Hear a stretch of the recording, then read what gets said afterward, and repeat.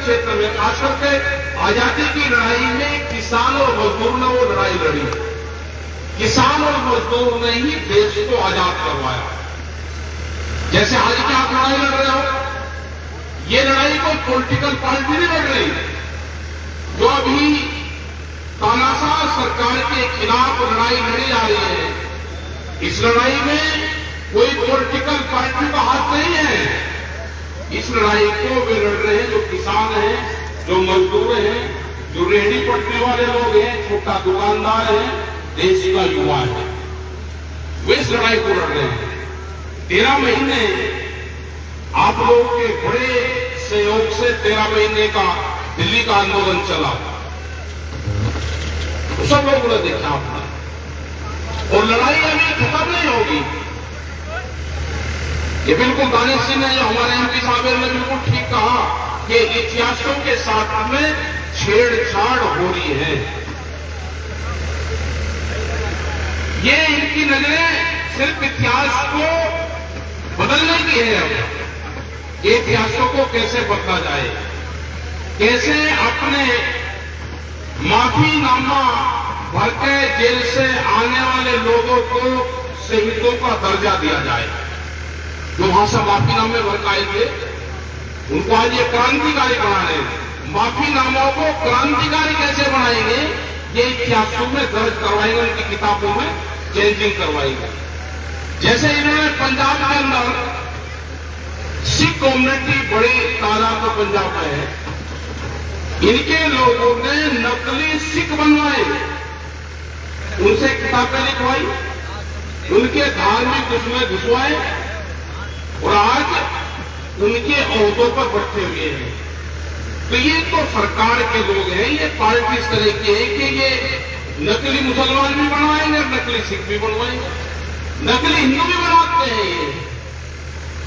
अब उसका सर्टिफिकेट भी नागपुर से मिलता है। तो आप एकजुट रहो, इनका मुकाबला होगा और इनका मुकाबला गांव के लोग करेंगे। ये तो पूरी क्रांतिकारी का क्षेत्र है, ये क्रांतिकारियों की धरती है। आने वाले टाइम में बहुत सी पॉलिसी आ रही है, जिसको हमको बड़ी लड़ाइयां लड़नी पड़ेगी। अभी आपने देखे कि 3 कानून वापसी हुए, लेकिन बिहार के अंदर ये 17 साल पहले कानून लागू हो गए। आज आप तो कहते हो ना कि बिहार के लोग आएंगे, खेती करेंगे, यहां ये नौकरी कर रहे हैं। अगर आप उनसे पूछो तो आपसे ज्यादा जमीनें उन मजदूर के पास में है, जो बिहार से मजदूर आता है। वो बर्बाद हो गया पूरा बिहार। वहां मंडियां खत्म कर दी सारी। मंडी आज से 17 साल पहले खत्म कर दी और आज उन मंडियों को बेचने का काम कर रहे हैं। यहां पे भी मंडियों को खत्म कर रहे हैं, उनकी जगह को बेच रहे हैं। मध्य प्रदेश में 182 जो बड़ी मंडी थी, जहां पे किसान अपना अनाज बेचता था, उसको जमीनों को बेचने का काम कर रहे हैं। ये लगे हुए हैं। अभी एक सीड मिल, एमपी साहब को पता है, 20 कानून भी देश में आने वाला है। अभी आपने देखा होगा कि थाने खुले, पहले एक ही थाना होता था, फिर महिलाओं का खुल गया, उसमें भी कोई बात नहीं, भाई तंग होगी। एक बिजली के थाने खुल गए, अभी बीज के थाने खुलेंगे, सीड पुलिस बनेगी, बीज की पुलिस। किसान ने अपने खेत में क्या बोया है वो निगरानी रखेगा। कंपनी के लोग किसान के खेत में जाएंगे, यदि ये जो बीज है इनने हमारा बीज चुरा के बोया, इसका कहां से इसका खरीदा, इसका कागज दो। कंपनी अगर मुकदमा करेगी तो जुर्माना और सजा उस कानून में दोनों चीजें हैं। तो कोई बच जाएगा, भाई किस किसान ने खेत में क्या बो रखा है। ये तो एक बिजली के मीटर ने ऐसी कैसी कर दी और वो हर खेत में ढूंढते फिरे, ये क्या बो रखा। दूध का एक कानून आया, बाहर की कंपनियां हिंदुस्तान के गांव में 22 रुपया लीटर दूध बेच देगी, तो कोई पशु बच जाएगा। आज ही पशु हम अगर दूध लेते हैं अपने घर का तो कितना महंगा पड़ता है। जब बाहर की कंपनी आके यहाँ पे व्यापार करेगी और वे एग्रीमेंट करे कि हम 22 रुपए लीटर तक हम दूध दे देंगे, तो मरेगा, पूरा पशुधन खत्म होगा, पशुधन के साथ में हमारी जमीनें खत्म होगी। नजरें किस पे हैं कि नजरें आपकी जमीन पे है, ये आपकी जमीन ये कैसे छीनी जाएगी। अभी व्यापारी जमीन खरीद रहा, महंगी जो भी जमीन होगी, सड़क के नजदीक की जो भी जमीन होगी, वो सब व्यापारी के पास में है। किसान के हाथ से तो जमीन चली गई, बहुत स्पीड से किसान जमीन बेच रहा, गाड़ी खरीद रहा, मकान बना रहा और बर्बाद हो रहा है। तो इन सब चीजों पे आपको संगठन बनाना पड़ेगा। एक देश में बड़ा आंदोलन फिर होगा, उसकी तैयारी सब पूरा करेंगे।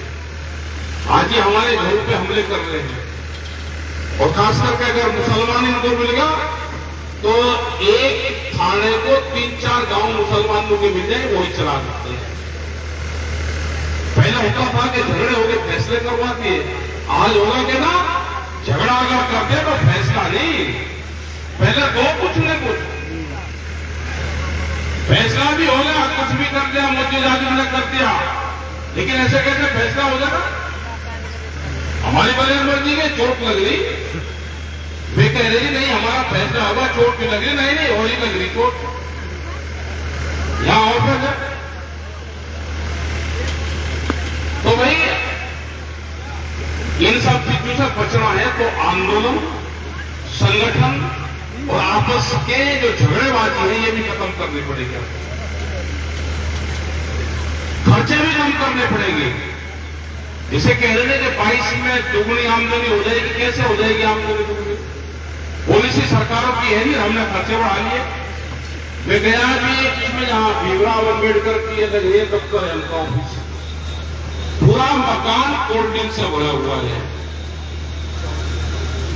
इनकी आया होगा इसी प्रोग्राम के लिए, बड़ा 20-30-40 हजार रुपए के आप गए होंगे, उसका फायदा किसको होगा? कंपनी को फायदा होगा ना। खाना पीना क्या चाहिए? हम अगर किसी के घर पे गए तो हम उसको जानते हो, भाई दानिश जी के यहाँ गए, एमपी साहब के यहाँ, तो हम इनको जानते हैं, इन्होंने जो चीज दे दी इनको पता होगा कि इन्होंने खाने में क्या चीज दिया। हम ना कंपनी के मालिक का पता ना उसको पता है कि इसमें क्या पड़ा हुआ है। कोल्ड ड्रिंक में कोई पता तो व्यक्ति यही बोलती है किस पेड़ को दे के पड़े हैं, कोई इसमें कौन सा चीज का कोई अनाज है, फल फ्रूट है, जूस है, लोगों को भी नहीं पता, इसके मालिक का नाम पता होगा।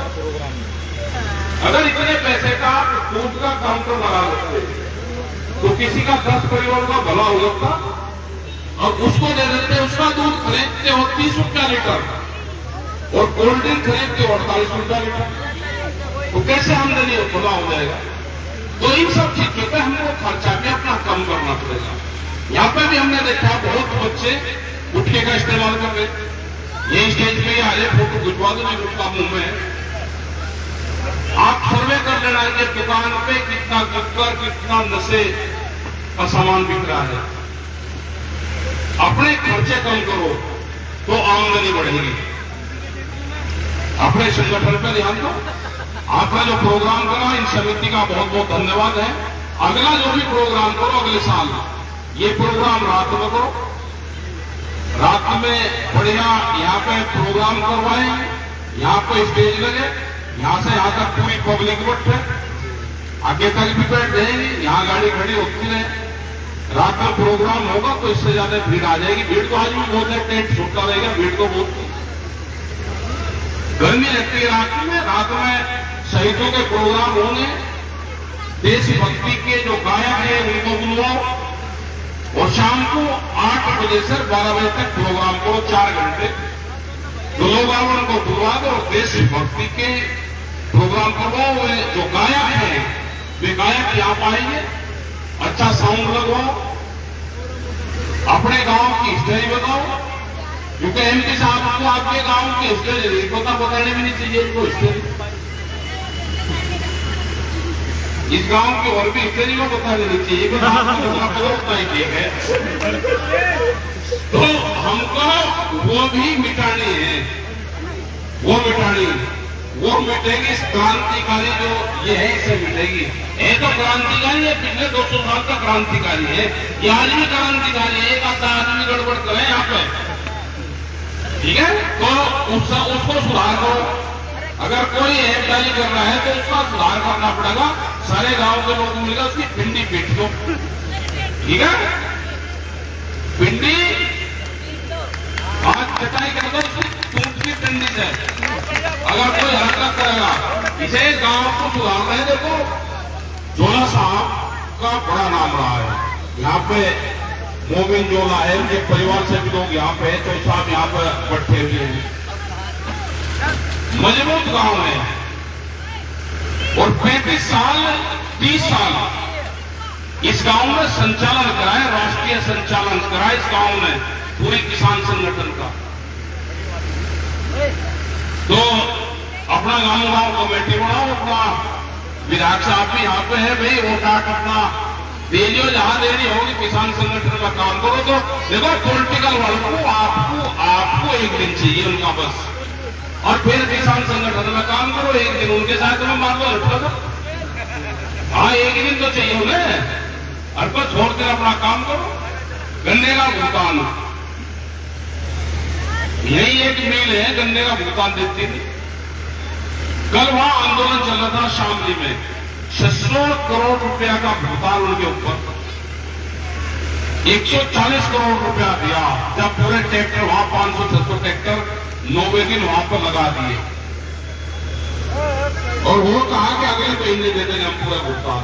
मुख्यमंत्री ने कह रखा कि हम सत्र शुरू होने से पहले पूरा भुगतान कर देंगे। 14 दिन वाली भी बात भी नहीं, और कुछ फैक्ट्रियां करेंगी नहीं, बेच के भी आगे लेकर जाएगी, लेकिन सख्त होना पड़ेगा भाई सबको। ये नहीं कि जमीन अब बहुत महंगी होगी, अजी कहां भाव की लड़ाई लड़ रहे आप। हम चले गए देहरादून डोईवाला में, हमने कह लिया भाई गन्ने का भाव क्या है। वहां 10 किसान थे खेती करने वाले, कह रहे थे भाव का तो पता नहीं क्या है। अरे सरकारी क्या रेट है भाई, किस रेट में गन्ना दो, अजी हमें तो पता नहीं। वो एक दूसरा कह रहा है प्रधान आ रही है, किसी को कुछ नहीं पता। ये 200 गज अपनी जगह बेचे, अपना काम चला ले, यहां ना आए नए आंदोलन कर लेंगे ना कुछ कर लेंगे। मतलब उनको ये नहीं पता कि गन्ने का सरकारी भाव क्या है। जमीन बेच के कितने साल गुजारा कर लोगे? ये जमीन के उसके झगड़े छोड़ दो कि भाई जमीन बेचकर हमारा गुजारा हो जाएगा। हमारे बाप दादा अगर इस जमीन को बेच लेते तो हम क्या करते? जो हमको जमीन दे रखी वो हमारे परिवार में दे रखी, हम उसके केयर टेकर हैं। बेचने का अधिकार नहीं हमको, वो आने वाली पीढ़ी को शिफ्ट कर दो। ये नहीं कि मैं 200 गज का यहां था बेच दिया और अपना मकान बना लिया, गाड़ी ले लिया, अपना दाव चुका दी, और भाई चलो लो जी होगा काम। खर्चे कम करो, आमदनी उसी से ही बढ़ेगी। आंदोलन पे संगठन पे ध्यान दो, जिसमें पैसे चाहते हो मिल वाले को चाह रहे उसके भी एक आध बात चले जाएगा। तो ये प्रोग्राम अगली बार बढ़िया भव्य प्रोग्राम इसको करवाएंगे, सब लोग मिलकर करवाएंगे। इस कमेटी का धन्यवाद। और जो लोग यहाँ पे आए, सांसद महोदय जी, विधायक जी, और जितने लोग भी आए, ये प्रोग्राम किसी एक पार्टी पॉलिटिक्स का प्रोग्राम नहीं, किसी एक जाति धर्म का प्रोग्राम नहीं, ये शहीदों का प्रोग्राम है। तिरंगे के नाम पे तिरंगा जो सेवा समिति है उसने प्रोग्राम किया, उस पूरी कमेटी को धन्यवाद देते हैं। और अगला जो प्रोग्राम हमारा हो वो बहुत भव्य प्रोग्राम हो। रात को प्रोग्राम हो, अपना खाना पीना खाकर अपने लोग घर से आए, जो बाहर से लोग आए तो उसको अपना खाना खिलवा दो, जो दूर से कहीं से दिल्ली से कहीं से आ रहे, और अपना यहाँ बढ़िया प्रोग्राम में जो कलाकार हैं उनको बुलवाएंगे, वे कलाकार मिल जाएंगे। अभी से अगर उनको तय करोगे तो मिल जाते हैं कलाकार। तो आपका बहुत बहुत धन्यवाद। जय हिंद, जय भारत।